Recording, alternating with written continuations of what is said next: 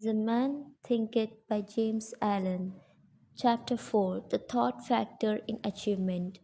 All that a man achieves and all that he fails to achieve is the direct result of his own thoughts. In a justly ordered universe where laws of equipoise would mean total destruction, individual responsibility must be absolute. A man's weakness and strength, purity and impurity are his own and not another man's. They are brought about by himself and not by another, and they can only be altered by himself, never by another. His condition also is his own and not another man's. His suffering and his happiness evolved from within. As he thinks, so he is. So he continues to think, so he remains. A strong man cannot help a weaker unless that weaker is willing to be helped, and even then the weak man must become stronger by himself. He must, by his own effort, develop the strength which he admires in another. None but himself can alter his condition. It has been usual for men to think and to say, many men are slaves because one is an oppressor, let us hate the oppressor. Now, however, there is amongst an increasing few a tendency to reverse this judgment and to say, one man is an oppressor because many are slaves, let us despise the slaves. The truth is that oppressor and slave are cooperators in ignorance, and while seeming to afflict each other, are in reality afflicting themselves. A perfect knowledge perceives the action of law in the weakness of the oppressed and the misapplied power of the oppressor. A perfect love, seeing the suffering which both states entail, condemns neither. A perfect compassion embraces both oppressor and oppressed. He who has conquered weakness and has put away all selfish thoughts belongs neither to oppressor nor oppressed. He is free. A man can only rise, conquer, and achieve by lifting up his thoughts. He can only remain weak and abject and miserable by refusing to lift up his thoughts.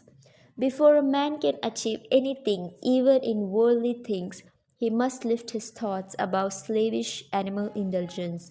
He may not, in order to succeed, give up all animality and selfishness by any means, but a portion of it must at least be sacrificed.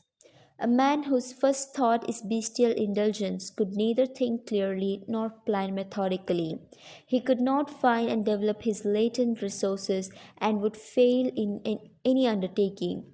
Not having commenced manfully to control his thoughts, he is not in a position to control affairs and to adopt serious responsibilities. He is not fit to act independently and stand alone, but he is limited only by the thoughts which he chooses. There can be no progress, no achievement without sacrifice, and a man's worldly success will be in the measure that he sacrifices his confused animal thoughts and fixes his mind on the development of his plans and the strengthening of his resolution and self reliance. And the higher he lifts his thoughts, the more manly, upright, and righteous he becomes. The greater will be his success, the more blessed and enduring will be his achievements. The universe does not favor the greedy, the dishonest, the vicious, although on the mere surface it may sometimes appear to do so. It helps the honest, the magnanimous, the virtuous.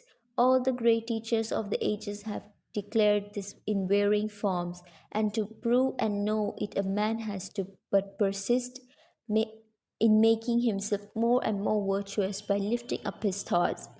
Intellectual achievements are the result of thought consecrated to the search for knowledge or for the beautiful and true in life and nature. Such achievements may be sometimes connected with vanity and ambition, but they are not the outcome of those characteristics. They are the natural outgrowth of long and arduous effort and of pure and unselfish thoughts. Spiritual achievements are the consummation of holy aspirations.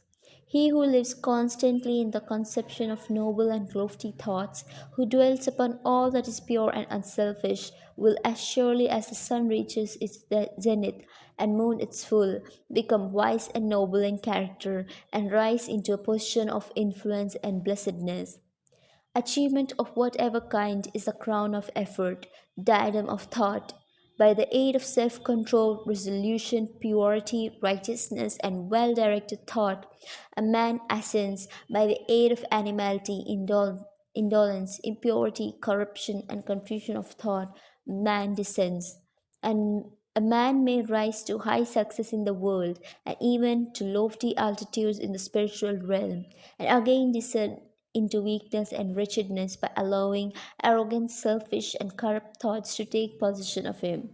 Victories attained by the right thought can only be maintained by watchfulness. Many give way when success is assured and rapidly fall back into failure. All achievements, whether in the business, intellectual, or spiritual world, are the result of definitely directed thought, are governed by the same law, and are of the same method. The only difference lies in the object of attainment. He who would accomplish little must sacrifice little. He who would achieve much must sacrifice much. He who would attain highly must sacrifice greatly.